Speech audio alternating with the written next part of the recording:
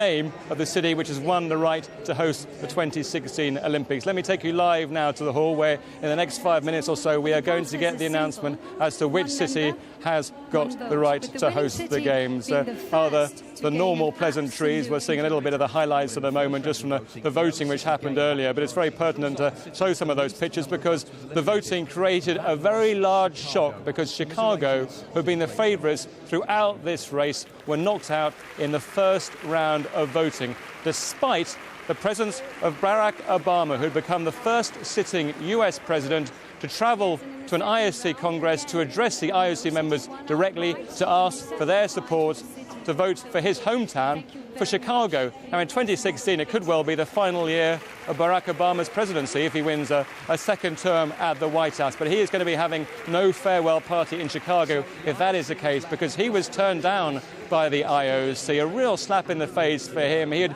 come to the IOC and said he wanted people to recognise that he was changing America, to show, I think, that this was in many ways, people thought, a referendum on the start of his presidency, an international referendum with many countries, of course, he hoped.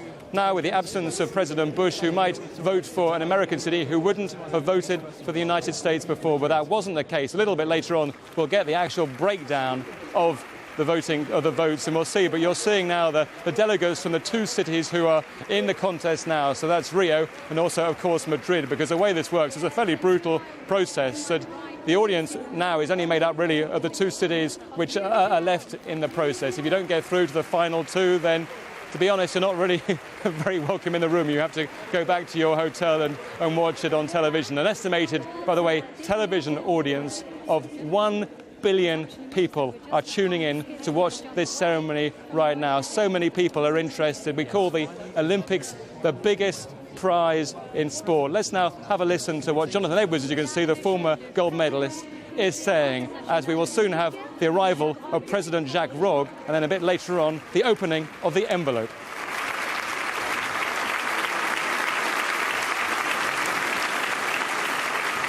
Ladies and gentlemen, please stand for the Olympic anthem.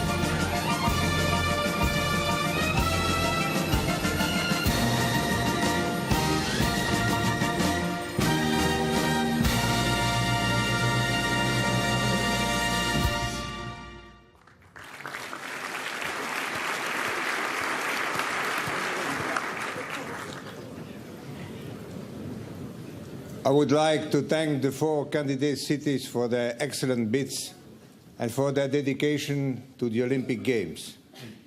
Your projects are of the highest quality. Your vision for the Olympic movement is inspiring. Thank you for your hard work, energy and commitment to sport and its values.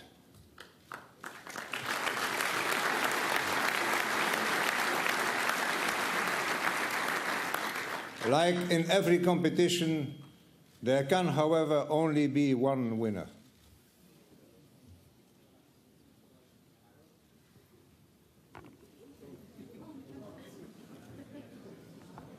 And now, ladies and gentlemen, the envelope containing the result will be brought to the President by a young Danish athlete, the talented Signe Sjølund Pedersen, who will be competing in the very first Youth Olympic Games in Singapore next year.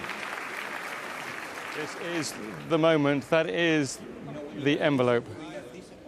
I have the honor to announce that the Games of the 31st Olympiad are awarded to the city of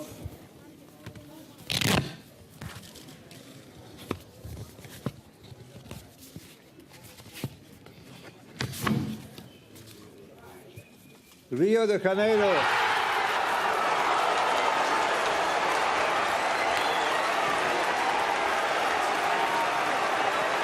Well, there we have jubilation in the hall. Rio de Janeiro has become the first South American city to win the right to host the Olympics. Of course, jubilation for them, disappointment for Madrid. Madrid have run a fantastic campaign, beating the expectations of many to get to this final two, but Rio have done it. The emotional pull, the President Lula of Brazil, who's been lobbying here for the last few days, saying this is Brazil's turn. This is going to be a decade of sport, of course, now for Brazil, which is hosting the Football World Cup in 2014, now the Summer Olympics in 2016. They have worked so hard, and just to put in perspective the scale of this achievement, when London won the right to host the 2012 Olympics, Rio did not even make the shortlist of 5. Rio was eliminated 1 year before the final vote by the IOC. The IOC didn't think at that stage Rio was a strong enough candidate. Now they have gone and beaten Barack Obama's home city, Chicago, Madrid with the support of Juan Antonio Samaranch Sr., the former president of the IOC, and Tokyo as well. Celebrations for Rio. And of course, you can imagine now what that means to the people in the room, because that is the president of the Brazilian Olympic Committee, Carlos Nuzman. I actually spoke to him when Rio knocked out a year out for the contest of 2012. He was very gracious in defeat. I'm sure he'll be very gracious in victory. Pelé, well, what an important role he has played, saying the one disappointment in his career was he hasn't been able to compete in an Olympics, because in the days when he was playing, professionals were not allowed to play football in the Olympics. Well, I'm sure he won't be playing in 2016, but he'll be taking a close involvement in that football tournament. There will be so much emotion in the room, because when you have worked for 4 years for one prize, there is simply no second best. There is a winner and there are 3 losers. There are no runners-up prizes. All the glory goes to one city. That city is Rio. And I think there will be many people within Olympic circles who will welcome the announcement that Rio is a winner. I think there had been some concern perhaps of European bias if Madrid was to follow London as another Olympic city, as another European Olympic city. So although there's disappointment amongst those Madrid members, those Madrid delegates who have worked so hard, they know that their time will come. Eventually there will be another European Olympics, and what Madrid has done here over the past few days will certainly put them in good stead to bid again to host an Olympics. But that won't be what's going through their mind right now. You can see already the Madrid delegation emptying out, but for those who have won the right to host the Games, it is a night of jubilation. Those are the scenes in Rio de Janeiro, of course, where the party, well, they love a party in Rio, don't they? And they know that this is going to be a party that's going to go all the way through to 2016, the Football World Cup, and then the Olympics. One of the world's greatest sports-loving nations is going to host the world's 2 biggest sporting events just 2 years apart. What a campaign they have run, actually led from a press perspective by Mike Lee, who spearheaded London's campaign. Another major victory for him, and in many ways this is a better victory for him than winning for London, because London was always seen throughout that process as a strong contender. When Rio first entered this race, not many people gave them much of a chance, but they have run such a good campaign. It was clear over the past few months that more and more IOC members were beginning to believe that, yes, Rio could put on a good Games. And when you see the kind of imagery we're seeing now, but also the imagery from the big videos of Rio de Janeiro, it was very clear the kind of emotional pull that Rio had. The wonderful landmarks that no other city could possibly match. But let's cross live now to Rio and Gary Duffy.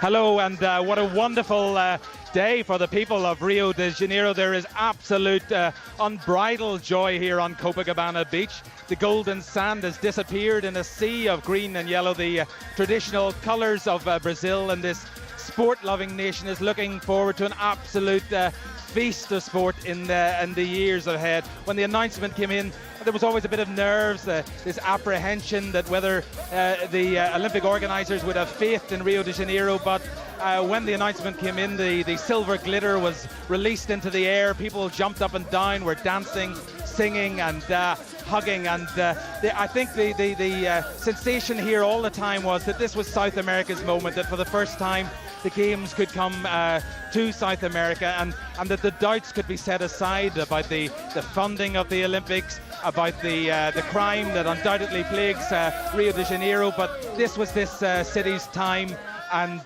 moment, and the people of Rio de Janeiro have been streaming out of their offices onto the beach, which is the focus of so much of life here. The party is fully underway, and it may last the whole weekend. No, Rio Carnival doesn't start for a few months. I think they might be partying all the way through to Carnival, but what a fantastic backdrop that is going to be for an Olympic Games. You can imagine the sailing in the harbour, the mountain biking, for example, the beach volleyball on Copacabana Beach. There is no doubt that Rio will make a magnificent setting for an Olympic Games. It's just the issues now which will have to be addressed are some of those mentioned by Gary Duffy. The crime, for example. Yes, Rio does have a problem with crime. They have addressed that during the bidding process. The IOC said they were content with that. Also a bit of a lack of hotel accommodation. They're going to put some cruise boats in the harbour to try to cope with that. But that's the winning city. What about the defeated city, Madrid? Such disappointment there, I'm sure. And Steve Kingston's for us there. Steve, sum up the mood in Madrid right now. Well, the sun is setting over the Royal Palace and people are dejectedly streaming out of the square in front of it, Plaza de Oriente. So near and yet so far for Madrid, a city that was written off by the bookmakers and many commentators before today, simply because the 2012 games are coming to Europe, to London. Many people thought it was crazy for Madrid to believe that the games could come here again 4 years later, but they came close. They beat Chicago and Tokyo. They did better than anyone expected. And there was a bit of an axis, really, between Rio and Madrid. So some verbal sparring over the past 48 hours, but these were two really quite similar bids from big Latin cities that were offering a party Olympics. And I think if they were to be beaten by anybody, the Madrileños will be relieved and pleased that it's the Cariocas of Rio de Janeiro. Steve, thank you very much indeed. Yes, they look despondent, but not too down hard to the people in Madrid. Perhaps a sense of realism kicking in that, yes, Rio de Janeiro perhaps was the worthy winner, with the continent having never hosted an Olympics before. You can maybe hear above the sound of my voice. I think the party is already starting here as well in the hall in Copenhagen. I'm sure the Rio delegation are going to have a very late night here, but that is a story here from Copenhagen. The host of the 2016 Olympics is Rio de Janeiro.